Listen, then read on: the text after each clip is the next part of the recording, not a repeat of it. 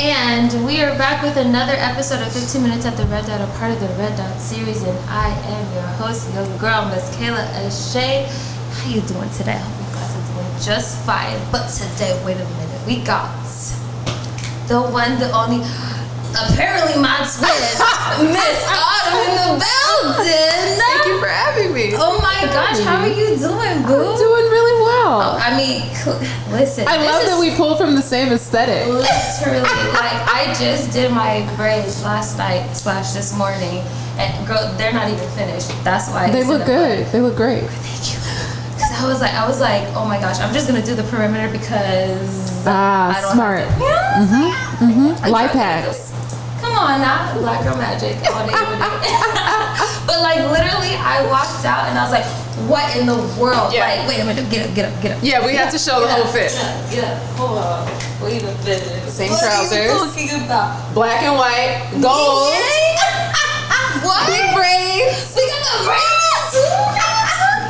This is crazy. How often has that happened with a guest? Like Never this? ever? Never ever. I love it. I was like, what's going on? I had to run away from her real quick. I was like, oh my gosh, this is creepy. How did you know? How did you know? That's wild over But there. that's just the vibe connection. Like, you can't question it. It happens like that sometimes. It was meant to be. And then, okay, before we get into all of you, I made her put her purse. Yes, you did. This is a purse. Do you not see this? This is the cute. She just put it on the table like it was nothing. I was like, me and Dexter both looked at it like, what? That's a whole purse. What do you fit? I literally got this from Amazon. Yes, I can. But what I love is that it forces me to be really economical. Yes. That's what I put in here. Yes. So I don't have to carry like my whole planner and like all my life. You can just fit a little bit in there. A whole world in my purse. I don't even know how to do it because now it's like a little like side purse, but it's stuffed. It's all the way. I'm like, why do I need this? But I might need it one day. It's okay. That's true. This is a good exercise in minimalism, though. It's nice. So Miss Autumn, please tell us a little bit about yourself. Yeah. I am a curator. And I am lead faculty for Zeal, which is a Black creative cooperative in Inglewood. Oh, okay. Look at her. Oh my gosh. Like, she said it like it was nothing. I gotta do better. But like, I was like, doing a little bit of homework, and you just like, you're that. Oh my gosh, I can't. Oh my gosh, we're gonna wait to talk about that. But I'm just like, dude, you're so freaking cool. Thank you, this girl. Okay, I'm just gonna wait on that one. So, okay, let's start with the basics. Tell me where you grew up. Yeah, I grew up here in LA. Oh, really? Yeah. Like, where exactly in LA? I'm an LA native, so not from like, the outskirts of the city or the county. I grew up between my mom's house, which is in View Park, and my grandparents' house, which is in Watts on 103rd and McKinley. Oh, really? So, yeah, you definitely LA baby. Oh, my God. That's amazing. So I got to drive through the neighborhood on my way here today, actually. Oh, really? Yeah. How does it feel, though? Like, just the nostalgia. Yeah. It's really interesting when you revisit a place from childhood, how sometimes like a smell or a sound will trigger a memory. Yeah. So it's beautiful. That kind of remembrance is nice. I love that I get to live and work in LA now so that I can be intimate with those memories. Right. So where were you before? You said that you were... Oh, yeah. So I went to school in the Bay. I went to Stanford. Nice. I lived on the East Coast. I lived in D.C. Okay. I also lived and worked in South Africa. I lived in India in undergrad. So I've lived and worked all over, but L.A. is home. That is crazy. And you decided to just come back here. Out of all the cool places you've been, let me just reside in L.A. Girl, you tripping. I'm a bit over there now. You're an LA native as well, yeah, though, right? I am. But like, there's just so much more, and like so much more to where people don't really show us. But then you just go and you see it for yourself. You have to experience it. Oh my gosh, that's what it's like over there. Like they don't showcase this. Yeah. And it's just crazy. But like, you're just, I need to go travel. Like I'm just sick of just being envious of everybody and they're doing their thing. Like, well, the world is reopening, so I know, you know. I'm just so scared. Yeah. You know, it's just like I'm already surviving now. Like, this is enough. You know, and especially like stepping out and doing things like this. It's just like it's still kind of nerve wracking. And, you know, just got to make sure I keep the family safe and whatnot. Yes. But it's just like, you got to do what you got to do, you know? So it's like, all right. But tell me, growing up in LA, how did that have an effect to you and your creativity? Yeah. I grew up really, really blessed to be around the arts all the time. So everyone in my family plays an instrument. I noticed that you play an electric guitar. Oh my goodness! Yeah. Wow, you really did all your research. Yeah. I was like, okay, girl. I see what's funny about that is I have it's like an acoustic / electric. You play the guitar? Nope. Oh, you have a guitar. Girl, you didn't pick up the words that I said I have one. I wanted one so bad. I was like 10, 11, and it's collecting dust. Like when you open the case, it's like, oh, it's so nice. And but that case is dusty. I opened it like a couple of weeks back just to see if it was like all good. It is. It is a beautiful instrument. The guitar is a beautiful instrument. Wait, the sound and also it's red. Mine is red and black. Yeah. Dude, what the heck? Right? We are crazy. We might have a band soon. A band with like animal print trousers and all badass women on instruments. That's what I imagine with braids. Like how Beyonce has just an all Yes, exactly. Every day, all day. We go. Oh my gosh. But yeah, I learned the electric bass when I was in high school. Bass, yeah. So, okay. Why not just a normal like lead guitar? What would you call that? See, I don't even electric guitar. Okay. My mom played the electric bass. Really? So my bass is actually her old bass. Oh, that's freaking cute. Yeah. So that's why I decided to learn. So did she teach you, or you're self-taught? No. I took classes, had really great teachers. But what's cool is when you have someone in your family that's also musical. If you're struggling with something, you have someone to kind of ask. Exactly. Like, yo, does this sound right? Or, right. Yeah. That is awesome. So how long have you been playing? Oh, well, I played in high school, and I recently actually picked it up again. Really? Because I had writer's block when I was working on this project.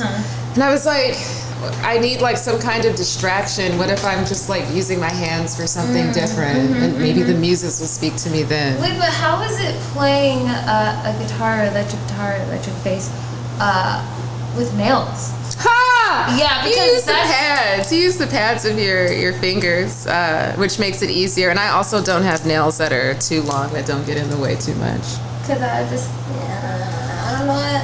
And see, okay, so during the time that I got it, like maybe like a year later. Did you get it during the pandemic? No, was it a pandemic this is years ago. This is years ago. I was like 11 or whatever. But then, it's like closer to high school because then I started wearing nails, like acrylic nails. And then it was just over after that. And I was like, yeah, I can't do it now. I'm a girly girl. Excuses. You still can though. You should. I really want to. We need our band. Girl power. Yes. That's the name of the band. Yes. No. Black Girl Magic. Yes. Black Girl Magic. All day, every day, baby. Oh, with a little bit of yin yang twist. Yes. Come on now. Vibes all day. So, can you tell me what's your creative process like? Yeah. There's certain necessities that I have when I'm working on something creative. So like what? Natural light. Oh, okay. I have to have natural light. So it's always in the daylight? No. Sometimes I do work at night, but I try to make it a point to prioritize doing work when there is natural light. Why so?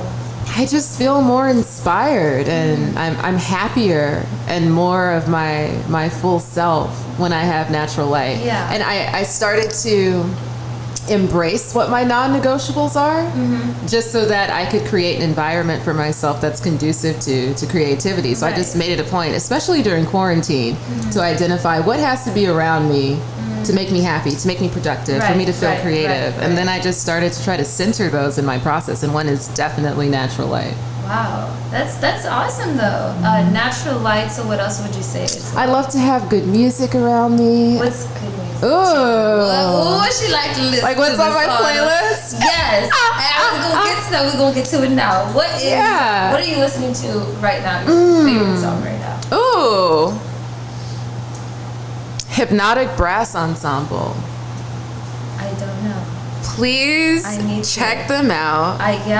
Okay. It's literally... What kind of vibes is it? There's one song in particular, it sounds like a meditation. Like it sounds like a prayer. It kind of sounds like off the name of the... Like that's kind of like the vibe that I was getting. Yeah. So horns. I love strong horns. Got you. Okay. Which is also why I love high life. I really love jazz. I love West African jazz. West African jazz? Yeah. I don't think I've heard of West African jazz. Yeah, like Senegalese jazz from like the 70s. I really love that sound. Yeah. Wow. Yeah. But I love having good music playing. I love having natural light. I'm really big on Post-its and index cards. So in my studio, I use like all my wall space. So what are they telling you? I know you're right on them. They ain't just empty. It's usually where I try to like put my outlines if I'm working on something, or as I'm like organizing like different pieces that I'm imagining when I'm trying to arrange them. It helps if I can see it around you're a visualist. me. Yeah.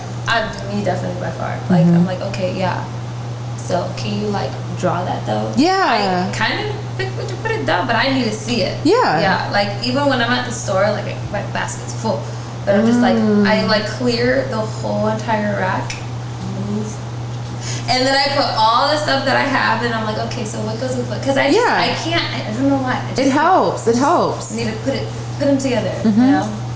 Collaboration's also really big for me. So I love working with other creatives. I love working with folks that might be working in different disciplines or different styles. Just because I love like the symbiotic kind of relationship where I might be able to share something and learn, but then I have the opportunity to do the same with a collaborator. I'm really happy when I'm creating in that kind of environment. Okay, so how would you approach you working on a project as a curator? How does that even like come about? Like, are they coming to you, or are you coming to them? Like, what is it? Yeah, it depends. So and that's an example of collaboration, because there's so many other folks in the creative process when I show up as a curator that I have to be able to communicate and collaborate with. So have you ever the came artist across like somebody like really difficult in trying to communicate with? Yeah. Like, what's your worst experience? With difficulty in communication? Yeah. I would say that anytime that there has been difficulty as a result of lack of communication or poor communication, it almost always boils down to a party making assumptions when there's a lack of information. So like somebody might be like, oh, I don't know, I assumed that this is in inches, but it's actually in centimeters. Something really minor. Yeah, it can be minor like that, or it can just be like I don't know. I felt overlooked, or I wanted to be included.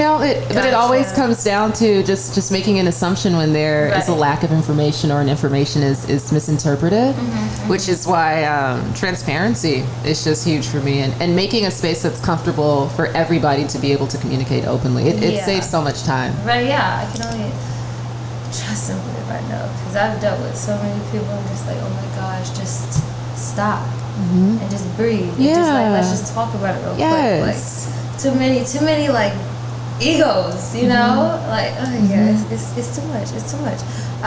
So as we're talking about you and your creative process and whatnot, are you working on anything right now? Yeah. No, I'm curious. Yeah.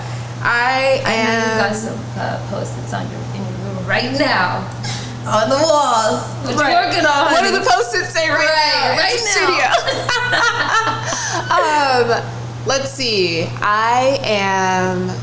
I've been working on this project, and we actually just released the first installation yesterday. Oh. Yeah. Oh. So it's called Diaspora Mix. Okay. Yeah. What and is this? it's I work with Nana Kwabena, who is a very, very talented producer, makes scores for TV and film, and also a DJ. Oh, nice. Yeah. Awesome. So we literally set up in nature in completely different ecosystems. We build out a set that has his whole rig and setup and everything. And he plays a mix that's in conversation with whatever elements of nature we're in for an hour. So he might be on a sandbar that looks like he's floating in the middle of the ocean and you see where the sky meets the water. Or he might be in the middle of a desert or off the side of a mountain. And he plays this music that pulls from all of his favorite sounds from the diaspora and that are appropriate for that location. He plays that outside. And it's like an exercise, the way we've been thinking of it, as decolonizing access to nature. So Black folks around the diaspora deserve access and an intimate relationship with nature that's not informed by trauma. Because like the more that you keep talking about it, I'm just like already at peace in mind. I'm like, I gotta, what is the next time y'all get together? Because I gotta go. I want to just take it. Yes! Like if you could have a visual and sonic vacation. Ooh. But through YouTube. That you can watch through your phone or your TV. That's what Diaspora Mix is. And then I'm going to go in the field and I'm going to just, you know? I can't, oh my gosh. Because I've been feeling like I just need to just calm my inner self. Yeah. There's just so many things going on. You just need to take time to just focus on you and just relax your mind. And I needs that. We live in a world that has so many stimuli continuously, every day. Every day I'm being tried. Oh my god. In every way. And I'm like, you too? Right. Can you just leave me alone? Like, come on. Like, when I come home, I just want to feel peace. Yeah. That's it. Like, I'm working on it. It's okay. It's okay. Well, I hope Diaspora Mix brings you a little slice of that peace. Yeah, I'm going to look that up. Yeah. I already tell you. Shoot, we're going to be in the bed. We're going to be meditating. We're going to be relaxing the mind and everything. Come on, yes. So, I want you to tell me about your business, the Autumn Breon Advisory. Yes. Please. Yeah. Go on. So Autumn Breon Projects delivers art curation and art advisory. So wall to wall, from identifying really cutting edge and visually stimulating, culturally significant artwork for private collections. Sometimes it's public art, also with brands. And we get that art onto walls so that folks have access to some of the best art that's very stimulating. That's amazing. So like how, as a consumer, like how would I be able to get it? Yeah, to experience Autumn Breon Project's artwork. Yeah, I'm asking, girl. I'm supportive. What are you talking about? So I was actually talking to David about this when we were walking around the space earlier, and he said something that I identified with so much, where he said that he's a conduit. He's just like the in-between that brings people together that need to know each other, that need to be in proximity. Right. And I feel like I do the same thing. It's just that the language that I happen to use is art. It's visual. Yeah. So we recently worked on a project with Adult Swim, where there was some fantastic artwork. For Juneteenth. That's amazing. Yeah. What was? Oh, Juneteenth. Recently. I just got a brain for a moment. But that's freaking dope. Oh my gosh.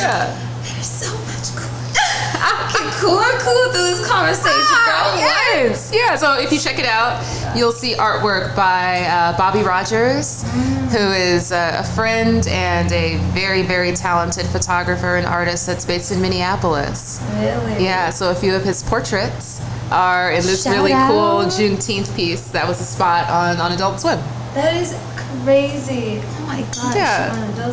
Oh my gosh. I want to get into it so bad. I'm just gonna do it. Tell me about you working with NASA. Yeah. I'm just doing it. Like, the question is down there, but I'm like, y'all need to know because this girl is so dope. What did you do? Let us know because we're dying. Yeah. I'm dying. Please. I used to be an engineer. Yeah. So I read A Wrinkle in Time when I was very young, and I was obsessed with science fiction, with rocket science when I learned about it, and just being able to know the science and the context behind the heavens and the stars that I got to see. Yeah. So I studied aeronautics and astronautics. I did research on cube satellites. So they're basically small satellites where you can do a lot of research in an affordable way, just because it doesn't take up so much space when you're researching. My focus was how microorganisms can survive in really harsh environments high up in the atmosphere. So that was the research that I was doing with NASA. I worked with Northrop Grumman, and there weren't folks that looked like me in my classes, my research groups, in the workplace. How was that though? Like, did you ever feel like you didn't, like, not necessarily belong, but like people were kind of mistreated you? Sometimes. Really? Sometimes. Really? Yeah, and again, it comes down to assumptions when we were talking about miscommunication. Yeah, right. So the assumptions and questions about, why are you here? Or that's a really offensive. Are you an engineer? Yeah, it can get to you. Why are you here? Right. That's why I'm here. Right. But I wanted to know, when I want to understand something, or when I'm really curious about it, I have this obsessive nature where I just want to understand every aspect of what the issue is. Right. So I just wanted to know why there was a lack of representation. But I started talking to educators that were teaching mathematics and science. And it's when I was learning that middle school is when a lot of young people lose interest in math and science. It's taught differently. There's funding that's allocated differently for after-school programming and supplementary education and things like that. So I wanted to create this situation where young people could see folks that looked like them that were engineers or that were studying engineering, if those could be the ones teaching them in a project-based way. Right. So I tested that out. It started out as the spring break program at my university, and I would get other engineers to come back to LA, and we would teach what we were learning in a way that a middle schooler could understand it. So it's this cool exercise because a young person is obviously seeing someone that looks like them, like they're reflected back when they're learning. Yeah, but also the adult gets really good at explaining what they're learning, and sometimes they'll learn something or understand it in a different way when you have to break something down into layman's terms, so it improved communication. Right. So that scaled, that grew, it's called STEM Engineers, and that's when I started to pivot from engineering to social entrepreneurship. So identifying solutions that are cost effective, but for addressing big social problems. Dude. With NASA, gosh, I need to step up my game, man. What do I need to do? I just what you're doing.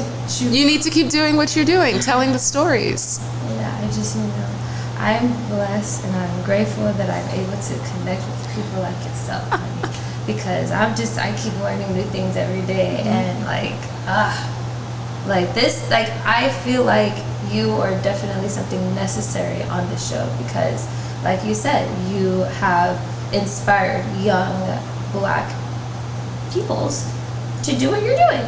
And like, hello, honey, we need more melanated popping people to get into this world and to really like soak in all this knowledge and apply it, And I mean, you're just a true inspiration. I swear my kids are going to be watching all your stuff. Thank you. Thank you. Give thanks. I'm going to have little nerds because of you. Yes, the baby black nerd. Yes, baby. Yes. So can you tell me what your dream collaboration is? Oh, wow. Okay. Okay. I would love to basically take over an unexpected public space.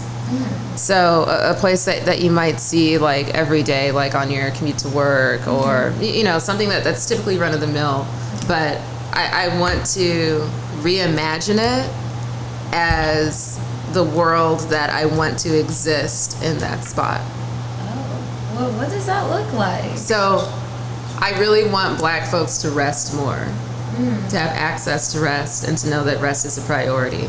I'm heavily inspired by the Nap Ministry, Trissa Hersey, her work around rest as resistance. So I love the idea of you being forced to be face to face with rest. Just sleeping. And like reckoning with that. Yeah. Like, am I sleeping or am I just sitting down? You might see people sleeping. You might see people relaxing. You might be invited to rest with them. Trisha does these really cool installations where in Atlanta she'll just have like a park with like beautiful beds or like pillows and cushions that you can rest on. Full of beds. Yeah. And I love that. I would just love to see that in a place where you don't expect it, but you're forced to be face to face with it. Shout out to the Nap Ministry. Shout out. But I feel like I'm with it because I don't rest. I literally just had an hour of sleep last night. Yeah.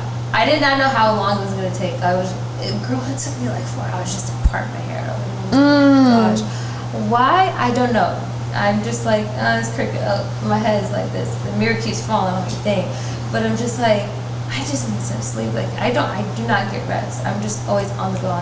Right. And my grandma's always like, you need to slow down. I thought you were going to stay home with me. I was like, no, I got to do this, grandma. I'm sorry. I got things to do. But like, I just feel like if I don't stop, then there goes my opportunity possibly. You know what I mean? Like FOMO. Yeah. I don't ever want to miss it. So I'm always consistently working in every way, whether if it's with the podcast or just personal things, just whatever. I just always got to make sure that everything has been touched every day. But you're right, we do need a little rest because it's just like, how are you supposed to reset? So all right, I'm waiting on it. I'm gonna be over there sleeping. I'm gonna be like, I'm gonna be snoring too, girl. Why not? A safe place to rest as long as you need to. Are you gonna have soundproof walls? Because I'm gonna need that. Okay, you're helping with the design element, so now I know it needs to be a part of whatever it is. Right. Oh my gosh, I just noticed that we both have hoops too. Oh, we do! We both have the gold. Dude, this is crazy. I can't. What else you got on? I know, right? We'll probably find some more sororities. I'm like, wait a minute. I got the gold necklace on too, girl. Hey. I don't got my nose pierced though, so we clear on that one. Okay. So you've done some amazing projects in collaboration with LACMA. So please, tell me about that. It's like, I'm telling you guys, there's so many things, we already, past 15 minutes, but girl, we got a lot to talk about.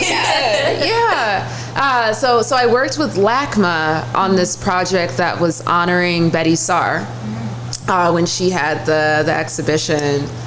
It was actually right before the pandemic because we were originally imagining this in-person activation to celebrate the closing of that show. But, COVID came, so we pivoted, as many folks had to do. So it turned into this online activation that was specifically about a mini doc that I worked on, talking about the history of the arts and culture of Leimert Park. Oh, yeah, awesome. yeah. Leimert Park. Oh, it just all feels home. Yeah, I love Leimert. Every time I go, I had a fashion show in Leimert, and when and where? This was. What is that? Is it Soul Folks? Yes. It was in front of Soul Folks, and this was 4 or 5 months ago. Okay. But like, you just feel the love, and it's very genuine because normally people are like thirsty, like, oh, you look cute, you look sexy, mama, and stuff like that. I'm just like, ugh. But like these people, they're just like, girl, you did that on stage. I like that. It's authentic. It's real love. I'm just like, thank you. Yeah. And I don't feel weird about it too, because you just when you know. Yeah. True, genuine feedback or whatever. Like, I'm like, okay, like you just can never go wrong. Every time you go to the merch, you just always feel the love. Yeah. And I just like love just looking at the art and just like feeling like the people around me, just really soaking that in. Like, in a way, that's kind of like relaxing to me. Yeah. Like, that's probably a part of what you need for your perfect creative environment. It sounds like that's one of your non-negotiables. God, I didn't even think about that. Oh my goodness. Oh, I got so much to do. I want to go and I want to have my own room in this, in your little creative area to where we sleep. And it's going to have all that. I'm going to be like, I have to like walk through the hall, so it's going to gradually slow me down and like put me at peace. Then I'm going to go into hard sleep. Yes. Knocked out, like with a little doggy too. Okay. Got it. Like, come on. Another non-negotiable. Please. Okay, so we're gonna go and we're gonna move this back. Oh, be quiet. We're gonna move this back to music, okay? Okay. So, if you had to choose, okay, we're gonna do some rapid fires. Right? If you had to choose between doing a project with Pharrell or Kanye, who would you choose? Oh wow. Yes. That's hard for me because both. Why?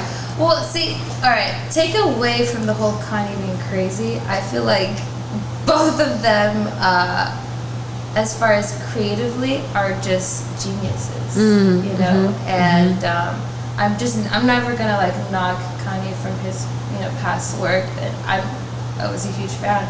The same thing with Pharrell. Like, I honestly wouldn't know who to choose. I really don't. That's hard. The either or is difficult. You choosing though. But you in a hot seat. Right, for this question that I have to answer. Yes. I think I would choose Pharrell. Ooh. Yeah. Why so? I love how he has experimented with so many different sounds and also different industries.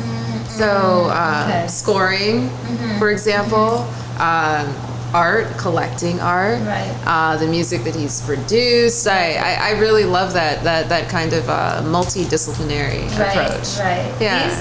He's freaking dope. Yeah. I just I saw like a mini clip because I was doing some like some therapy, releasing things. Like, we went to the beach and we just like did this whole thing. Like, it's really something that I needed. I was just like, yes. So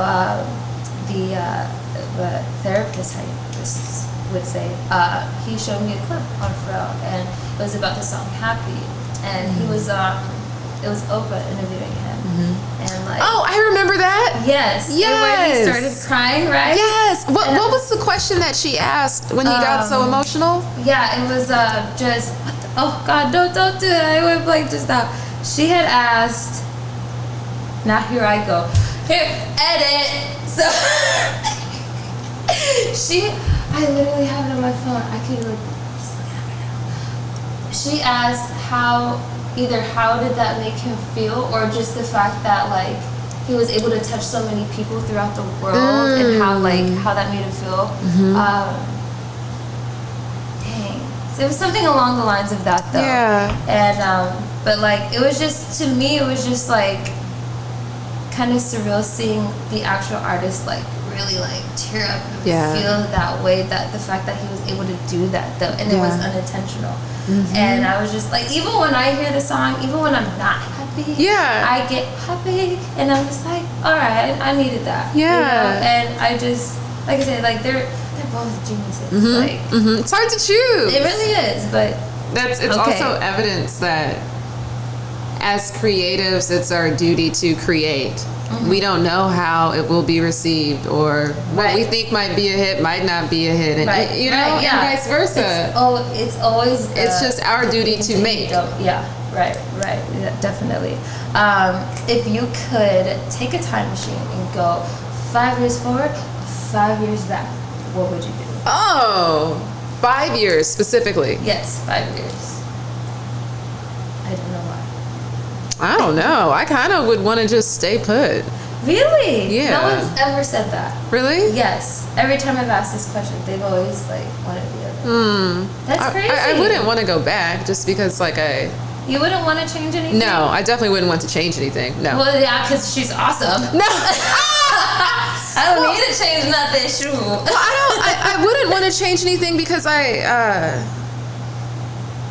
don't believe in regrets, lessons. Okay, yeah. You know, lessons, memories. But I wouldn't want to change anything because when you change even the smallest detail from your decision making or who you interacted with, right? Yeah. You miss out on the gift that came from it. So you wouldn't want to go back and just tell yourself, you know, just do that though. Nothing. Definitely not. No. Nothing. Dang. Okay. And I want to stay surprised about my future. So. True. But I'm always just curious. Like, I wonder how big my wedding ring will really be. So you would go to the future. Definitely. But then again, I don't. No, I wouldn't go. I'm just curious. I'm just nosy. But I would definitely go back in the past though. I don't know what I would say exactly. I'm still gathering that. But I'm going back. I'm changing some things. Yeah. But I mean, like you said, no regrets. But you know, it's just that whole. I think it's social media's fault. But when you do the whole comparison thing, and it's like, oh, they're way younger than me, and they're over there doing their thing, and I'm just here like. You can't do that. That's dangerous. I know. It's dangerous. I'm getting better at it. I just go on, post what I gotta post. Hop on. Yeah. Or like, I mean, but the thing is, like, I use Instagram as my office though, to like, cause you know, like I have another podcast, so I have to like look for artists or whatnot. Yeah. So I'm just like, I try so hard to not get like carried away into it, and then when I get carried away, then I end up going into that whole realm like, damn, I could be doing this. It's a muscle that you have to exercise. It's like exercising, where the more you do it, the easier it comes. Yeah, right. But to kind of like stop ourselves when we go down that comparison kind of rabbit hole, because the dangerous part about social media is that we see the finished product. We see the image or the video or whatever. We don't see the journey. So we don't see the 5 years ago part. You know? But the thing about me is I want people to see my journey. Like I really want to like get a camera person just follow me. Yeah. The steps that I'm doing. Just not just like to flaunt or anything like that, but just to inspire the next person. Yes. You know? And I really feel like a lot of us are not doing that, and that's very. I saw this one artist. He had opened up his own. I think it was like a chicken place or something like that, like fried chicken place, whatever. And he was just like showing like the construction and blah blah blah. And he was just like, I mean, same thing. Like I said, he's not doing it to flaunt. He just wants to inspire the next person. Yeah. And I'm like, I want to do the same thing, because you never know when you're about to take off, and shoot, follow me. Yes. So my love, is there anything else that you would like us to know before we skedaddle? Oh, yeah. When does this air? You're going to have to keep on watching, baby, to find out about that one. Say it. Okay, at the end of this month, July, we have at Zeal Studio, which is our co-op headquarters and studio co-working space and where we incubate artists, we have a film screening of a short film by Tayo Amos. It's called Magnolia Bloom. That's so cute. Yeah. Oh my gosh. So she's going to be doing a talk back. We're going to be able to see her short and just hear about her creative process. So that's going to be really special. Yes. We open up the studio a couple of times a month. and we have ceviche, aguas frescas, and drinks, Stop, and you had me at just watch ceviche. great I'm movies going. and talk to artists. It's Yeah. at the end of this month? Yes, it's on July 31st. Yeah. So come out to that for folks that are in Inglewood and in LA. Oh, it's in Inglewood. Yeah. Oh, Yeah. Come check us out. It's right there. Yes, down the street. Very close. Y'all coming? I'm going. I'm gonna get me some ceviche. Exactly. Said she coming. I'm gonna drive her with me. Shy, you coming? Come on, Dad. We'll show up in our matching ensembles again, probably. Oh my gosh. Yes. I'm gonna be like, okay, what she got for me now? 'Cause Right. I'm bringing it too, baby girl. But yes, check that out. Also, check out Diaspora Mix so that you can have some great visuals, great sounds. I'm excited about that one. Yeah. This past Juneteenth, I worked with Justice for Bruce's Beach. Bruce's Beach is in what is now Manhattan Beach, but it used to be a Black-owned resort and a place for rest and leisure in the early 20th century. I think I heard about that. Yeah, And the now city they're- of Manhattan Beach seized the land. Yes. Forced these black families to be displaced. Yeah. But Justice for Bruce's Beach, which is led by Kavon Ward, who is a fire artist, poet, organizer, has been leading the charge for this land to be restored and for reparations for the Bruce family descendants that are still alive. So the bill has made it to the assembly. So follow Justice for Bruce's Beach, support them so that the land can be restored to the people. We're bringing that back. Yeah. We deserve that place for rest. Definitely. Yeah. And finally, folks, just rest, relax, and keep on keeping on. That's my message. All the other lands. Let me have our land back. Exactly. Right. One piece of land. Just kidding. Well, unfortunately, there are probably Bruce's beaches. There are Bruce's beaches around the nation. There's so many places where land was taken like that from folks. So hopefully this is the first of many. We ain't gonna talk about this no more. But it's a good story because we're progress is being made. Yes, exactly. Come on. Yeah. Come on, Lord. We're gonna bring it back. Bring it back. So can you please tell us what is your Instagram or how can we find you? Let the people know. My Instagram handle is my name, Autumn Breon. My website is autumnbreon.com. I'm easy to find. Ooh, she really official and legit. I don't have to do no extra other 1, 2s, and 3s. Just my name. That's it. Okay, girl. I like how she roll. Okay. Well, thank you guys so much for tuning into another episode of 15 Minutes at the Red Dot, a part of the Red Dot series. It is your girl, Miss Kayla O'Shea, and I thank you again for coming through and blessing us out. Thank you for having me. This is such a treat. Such a beautiful place to work from. Surrounded by amazing people. With beautiful art and beautiful people. Beautiful art. Yeah. It just makes me feel away, and I start talking like this. Yes. But again, you guys, thank you so much for tuning in. We love you, and make sure you follow us at the Red Dot Series on Instagram. Toodaloo, we love you. Bye. Yay.